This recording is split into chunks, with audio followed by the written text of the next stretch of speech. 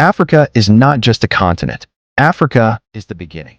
Long before cities, before writing, before recorded history, Africa was already alive with humanity. Scientists widely agree that Africa, especially Eastern Africa, is the birthplace of humankind. Here, nearly 7 million years ago, the earliest hominids walked the earth.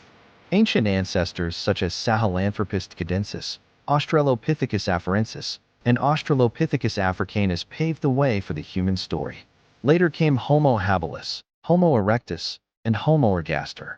And finally, Homo sapiens, the oldest remains of modern humans, discovered in Ethiopia, South Africa, and Morocco, date back over 300,000 years. Africa was not only home to humanity, Africa created humanity. From these ancient roots, great civilizations emerged. Along the Nile River rose ancient Egypt, a civilization of science, architecture, writing, and power. To the south, Nubia flourished as a rival and partner to Egypt.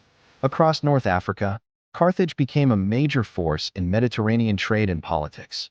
But Africa's history was never limited to one region. Across West, East, Central, and Southern Africa, powerful kingdoms and empires formed, connected by vast trade networks that stretched across deserts and oceans. Gold, salt, ivory, knowledge, and culture flowed through cities like Timbuktu, Great Zimbabwe, and Aksum. Africa was not isolated. Africa was connected.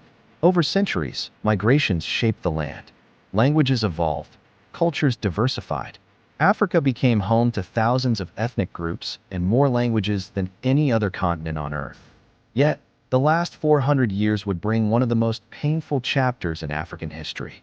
Beginning in the 16th century, European powers arrived, driven by trade and profit. This era gave rise to the transatlantic slave trade.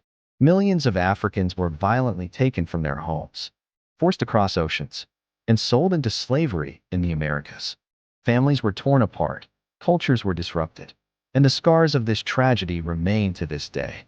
In the late 19th century, European nations went further. During what became known as the Scramble for Africa, nearly the entire continent was colonized. Borders were drawn without regard for African peoples. Resources were extracted, local communities were exploited. Africa's wealth fueled foreign empires, while Africans were denied control over their own land. But Africa did not remain silent. The 20th century marked a turning point. Across the continent, African leaders, activists, and ordinary citizens rose up. Through resistance, sacrifice, and determination, African nations fought for freedom. One by one, countries gained independence. Colonial rule began to fall. A new chapter was written. Decolonization did not erase the past, but it restored African sovereignty, pride, and voice. Today, Africa stands as a continent shaped by ancient origins, powerful civilizations, deep suffering, and remarkable resilience. To understand Africa's history is to understand the history of humanity itself.